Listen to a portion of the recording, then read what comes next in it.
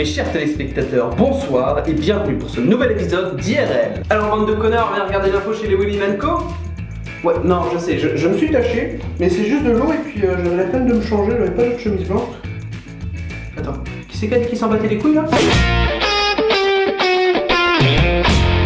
Nous connaissions les problèmes qu'avait Uber avec les compagnies de taxi classiques, mais cette fois c'est un mal d'un nouveau genre qui frappe l'entreprise originaire de Floride. En effet, plusieurs auto-entrepreneurs attaquent la compagnie au prud'homme pour salariat déguisé. Normes des voitures changeantes et abusives, commissions augmentées récemment, autant de raisons qui font le mécontentement des utilisateurs de Uber. Non mais je comprends pas pourquoi on tape sur Uber. Ok, 4,50€ pour les chauffeurs, c'est pas énorme.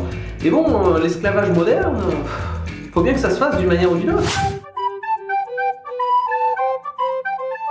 Cette semaine, le fait divers s'articule autour d'une retraitée expulsée de son appartement à Bayonne par les huissiers. Lors de la saisie, les huissiers ont découvert des dizaines de chats, morts ou vivants, des portées de chatons stockés dans des tiroirs comme de vulgaires chaussettes, mais également des chats dépecés et découpés stockés dans le congélateur. Vraiment, mais tous les gens qui sont choqués par cette grand-mère, mais vous devriez avoir honte. Vous voyez le nombre de personnes qui se battent pour qu'on arrête d'être raciste. Et là, vous voyez une mamie qui se bat tous les jours, un combat noble contre le spécisme. Le spécisme, c'est le fait de faire des différences entre les espèces. C'est un petit peu comme le racisme, mais pour les espèces. En gros, on est tous plus ou moins spécistes, à part les véganes extrémistes. Si vous avez le choix entre sauver la vie d'un canard et sauver la vie d'un chien, vous sauverez la vie d'un chien. Et à plus forte raison si vous avez le choix entre sauver un humain et sauver un canard. Donc on revient à cette grand-mère là qui comprenait pas pourquoi tous ses voisins ils bouffaient du canard et pas du chat. Elle s'est dit, attends, mais le canard je peux pas l'élever en appartement, alors que le chat je peux l'élever en appartement et bouffer à l'œil, ou presque.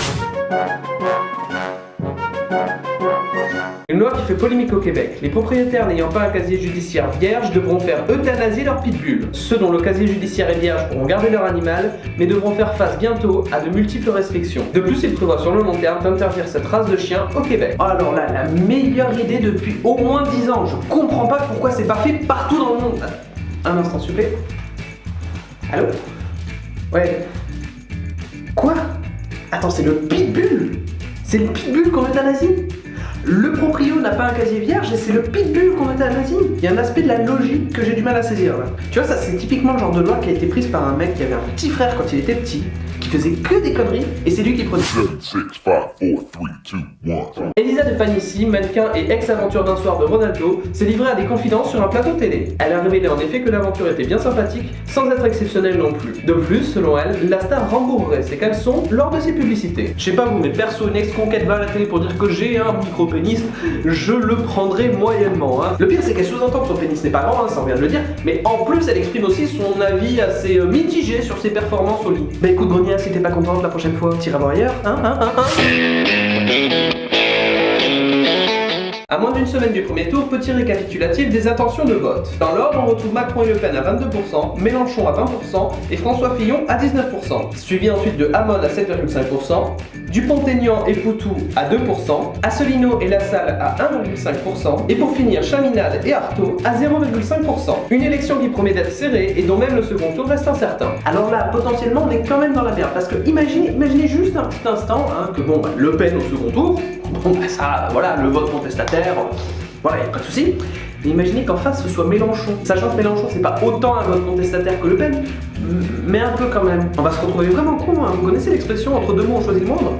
Et le moindre c'est quoi là? Enfin bon, d'ici une semaine ils auront peut-être fait lever l'immunité de Le Pen, peut-être qu'on s'inquiète pour rien. J'ai oublié des candidats. Non, Hollande il a dit qu'il se représenterait pas.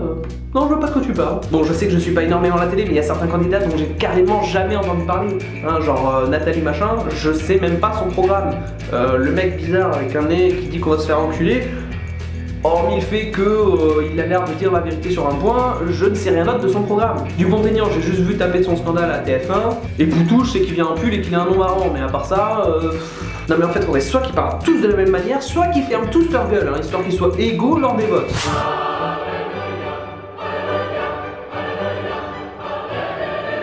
Le 16 juillet 1881, Jules Ferry rend l'école laïque et gratuite. Ce n'est que le 28 mars 1882 qu'il la rend effectivement obligatoire pour le cycle primaire. Qui a eu cette idée folle, un jour de rendre gratuite l'école? C'est ce sacré Jules Ferry, sacré Jules Ferry, wouh! C'est quand même bien sympathique, parce qu'on parle toujours de Charlemagne, mais enfin on oublie un peu Jules Ferry. Et regardez à quel point c'est utile. Vous voyez à quel point on a évolué depuis 1882. Il y a eu quoi depuis la télévision, les émissions de télé-réalité? Il a peut-être fait une connerie en fait. C'était IRL, l'info de la semaine présentée par Léoline Co. pour vous servir. Alors, Llewellyn & Co vous salue et espère que vous avez passé un bon moment en notre compagnie. Bon ben, j'espère que vous êtes bien amusés, voilà, blabla. Nous espérons vous revoir la semaine prochaine, même jour, même heure, blablabla. Bon, en gros, au revoir.